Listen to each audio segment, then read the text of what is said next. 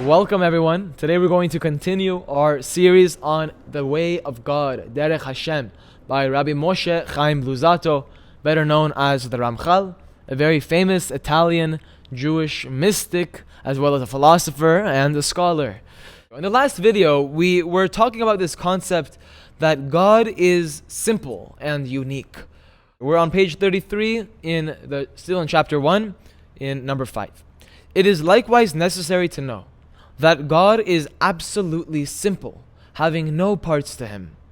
At the same time, all types of perfection are present in him, contained in his being, without being separate parts of it.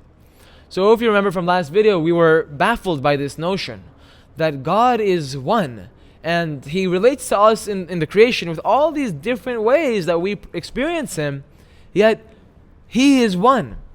So how is there so many multiplicities of things that exist and ways that people connect to God and ways that he behaves towards us, right? One day he's angry with us, one day he's happy with us, one day he's encouraging us, one day he's letting us be free and make mistakes. So all of these types of things are different ways that God relates to his creation. So how can it be that all these different attributes are really contained within a singularity? We can try to understand this by observing that the human mind has many different faculties. So he's going to use the analogy of a human mind in order to try and make sense of the mind of God. For example, memory is one domain, desire another, and imagination still another. And none of these faculties impinge on the other. Memory, for example, has its own domain, as does desire.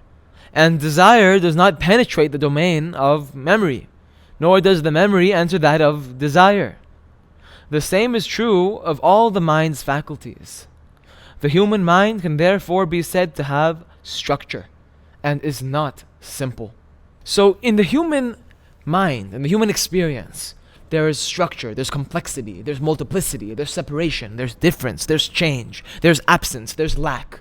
All of these structural definitions, frames, and limits, and boundaries, restrictions, right? They only exist in the creation. That's the essential difference between the creator, which is God, which is infinite, which is eternal, which is perfect, and the creation, which has the potential to become perfect in its own way, right?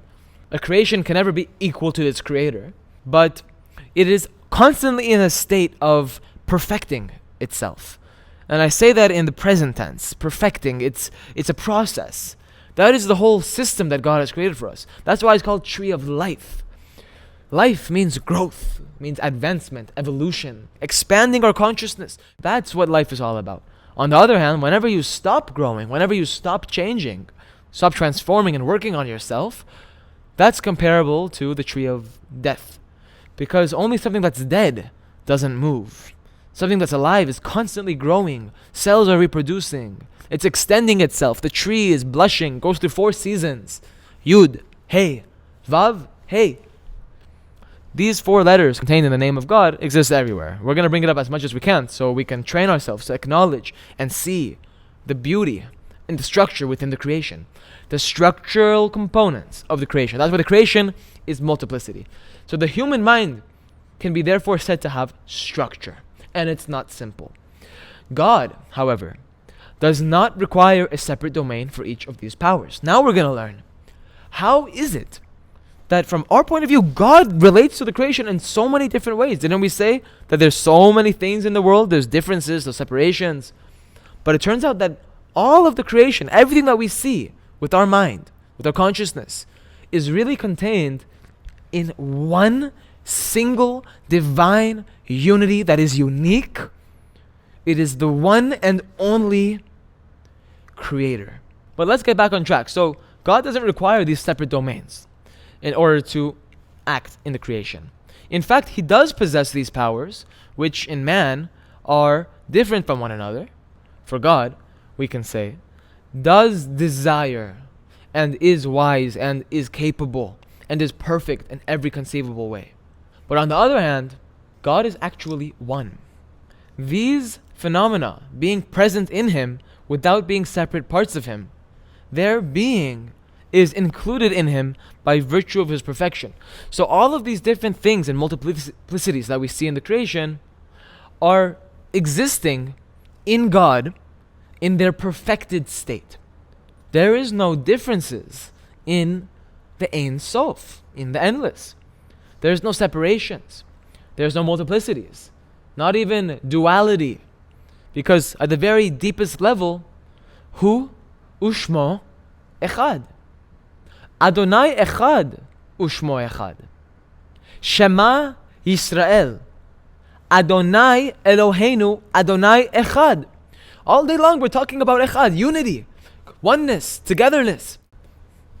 You know, the best way that I found, for myself at least, to understand the concept that God is one and that everything is contained in God in their perfected state and in their potential state. So this is how I think about it. Think of the Big Bang.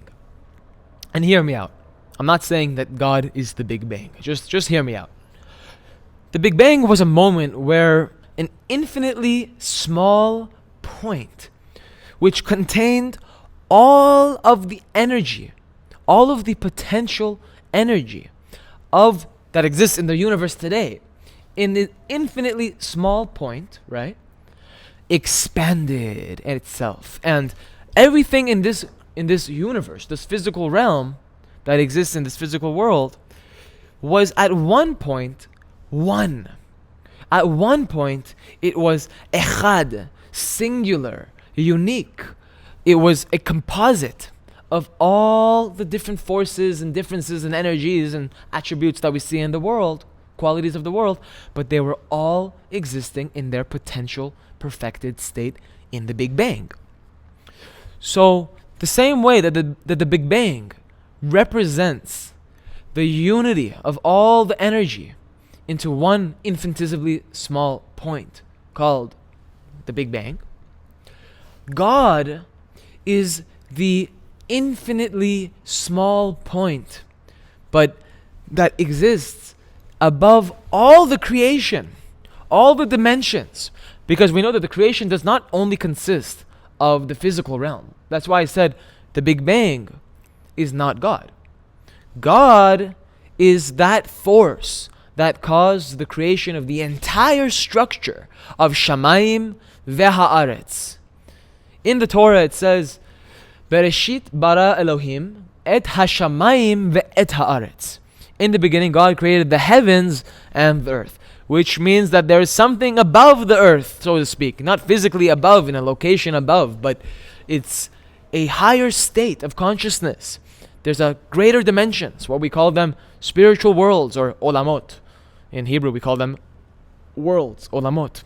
These are dimensions in the theoretical physics that right now thinking that there might be some sort of greater versions of time, greater versions of space, that they're 4-dimensional or 5-dimensional. And okay, so good.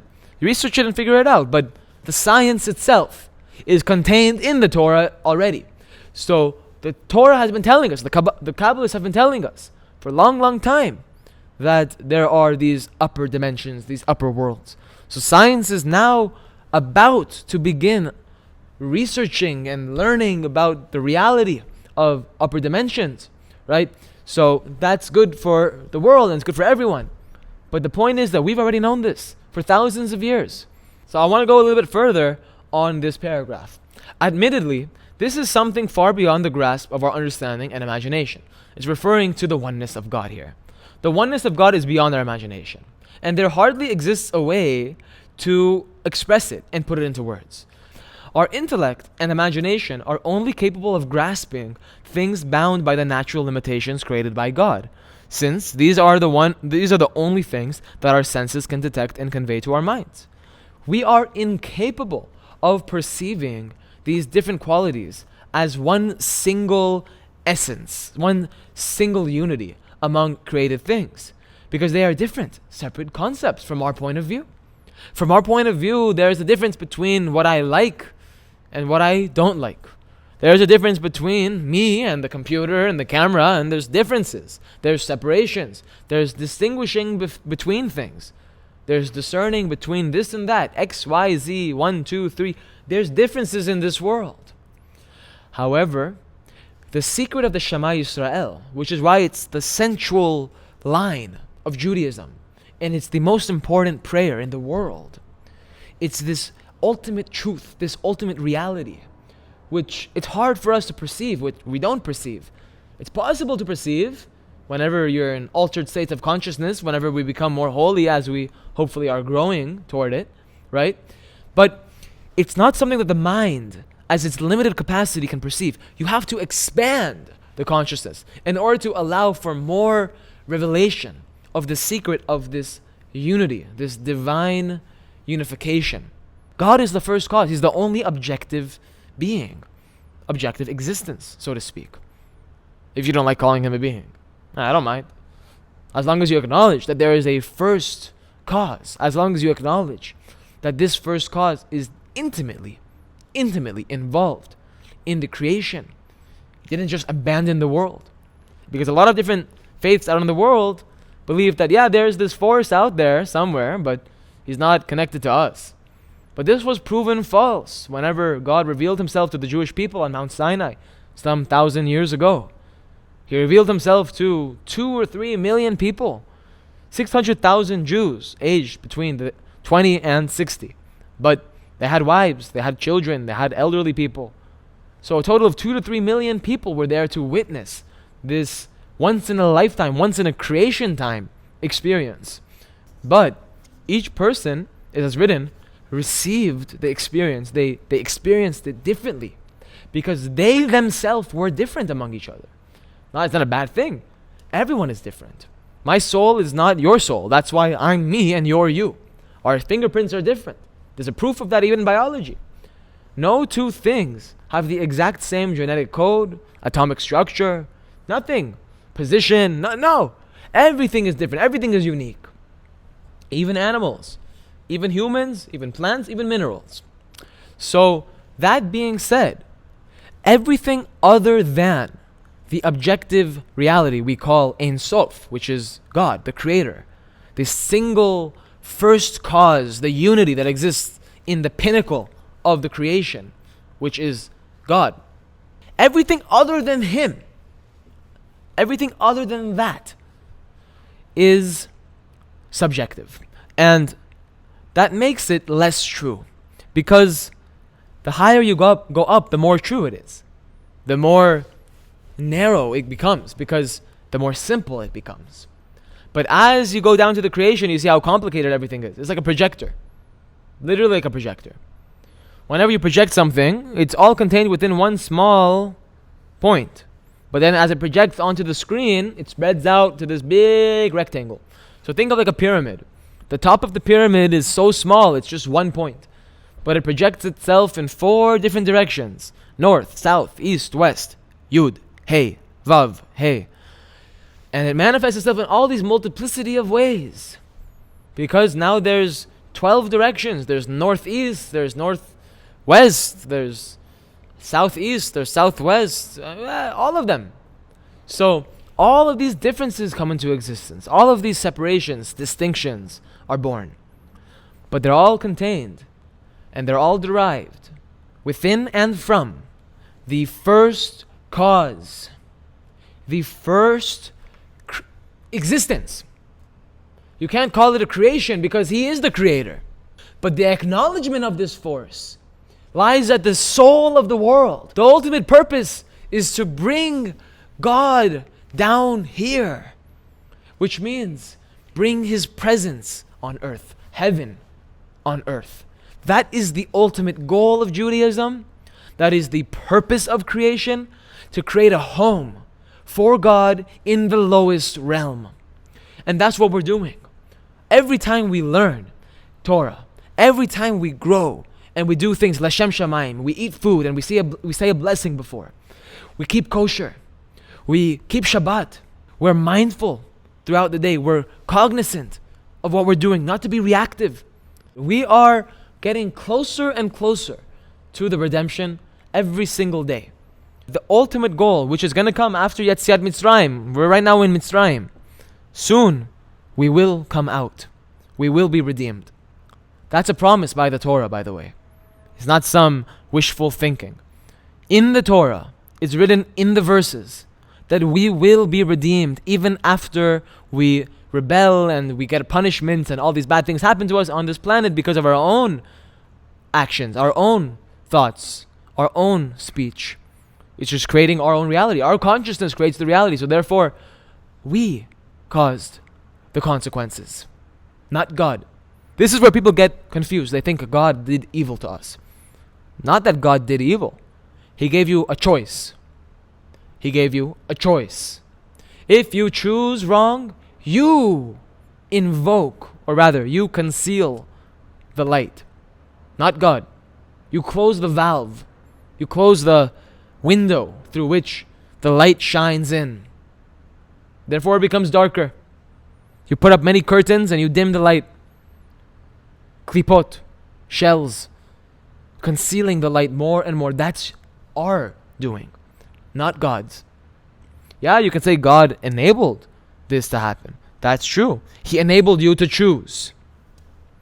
Free will, without free will, there is no purpose to the creation. Because then God is just creating his own la-la land and there's no one that's there to choose him. No one who's conscious like him. We're conscious.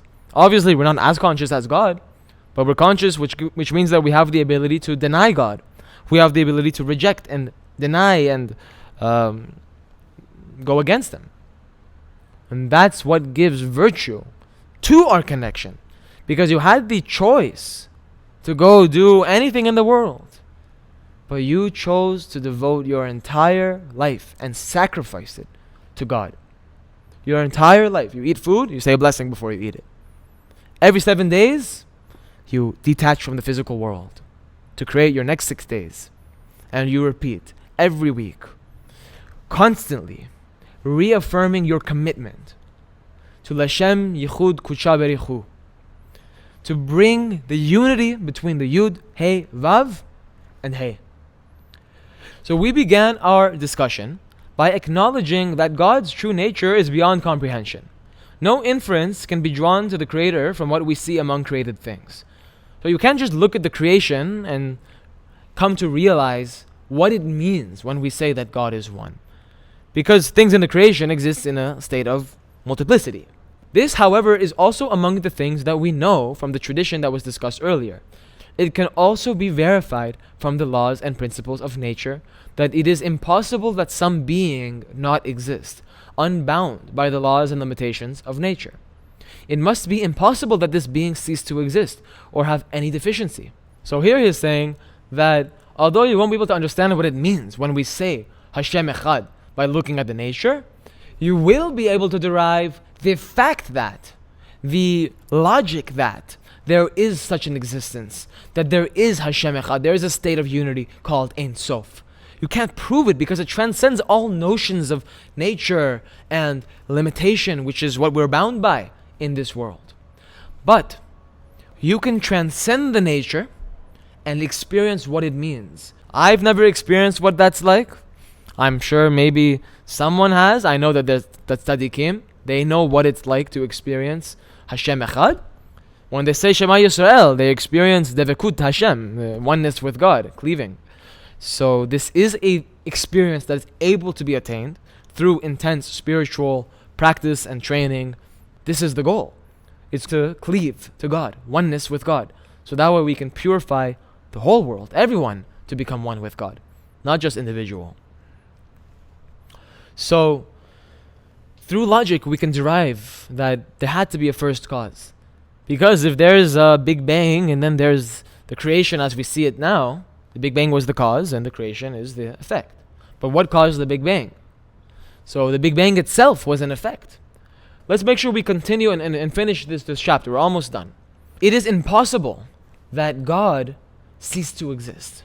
It's impossible that this first being, that this first cause to stop existing. Because if it had, even for a moment, to stop existing, the entire creation would go to null. It would become like it never existed. So this force is impossible not to exist. Because in order for things to exist, he has to exist. This being must furthermore be divorced from all addition, structure, relationship, comparison, or any other quality that exists in the created things. Let's break that down. God is so perfect, is so unlike anything that exists, that it cannot be added to. There is no way to add to this infinite, eternal first cause called God. And it's also divorced from all structure. God is perfectly simple. There is no complexity or difference or differentiation, distinction, separation. No. One means one, not two. There is no changes or differences in the Ein Sof. That's why it's perfectly simple. I hope that makes sense to everyone, because there is a notion that's going around everywhere that God is complex. God is complicated, intricate. No. God is very simple. The way we perform determines how well we are connecting to that force, how hard and strong we reveal the presence of that force in our life and in this world. But He never changes. God never changes. There's a verse in the Tanakh that says that. So we have to understand that God is absolutely simple, and He has no relationship with the creation. Now, what do we mean by that? Of course, God has a relationship with the creation, but it means what you mean by God. We're not talking about the essence of God, of course, which is Ein Sof. Ein Sof has zero relationship with anything except for Himself. So Ein Sof has nothing other than Himself. Oneness, not two-ness. Oneness. So there's no relationship, because relationship means that there's two. So there's no relationship in Ein Sof. But the light of God does have a relationship with us. Yud Hey Vav Hey is His name. That's the name for the light of God. The light of God, which is Yud Hey Vav Hey, has a relationship with the creation, and in fact it exists in everything that exists. The light of God sustains everything that exists. I only exist by virtue of my soul. This camera only exists by virtue of the light that exists in the atoms of the particles that contain its structure. The animal only exists by virtue of its spiritual energy as well. Everything has a spiritual energy, or a conceptual equivalent, but really it's not a conceptual, it's a spiritual equivalent that lies at the essence of the thing. And what we see on the surface is the physical manifestation. It's the face, the panim of the essence, is of the creation. But the pnimiut, which is the same word as panim and pinimi have the same letters. Panim means face, right? The face is a panim, is a face. But pinimi means internal, meaning you go deeper, beyond the face, through the superficial layers. Whenever you go beyond the surface, when you go beyond the pshat, when you go beyond the surface level understanding of the Torah, you start tapping into deeper truths, deeper wisdom, greater wisdom, it's called. Secret, more concealed, more unknown to you. Each person has a different potential, a different capacity, a different destiny, a different path, different soul. Therefore, they have a different portion in the Torah. If a person finds attraction to learning all the gamarot and all of the halachot all day long, 24/7, until the day they die, right? That might be their mission. No one can tell that person, you're wrong. But you got to make sure that he doesn't have any self-doubt or self-image issues, because a person should also try to go deeper. If they cannot go deeper, if it's too much, if it's beyond the scope that their imagination can withhold, they might have to learn how to train themselves, how to expand their consciousness and awaken a desire for more. We should always be trying to expand and improve and grow.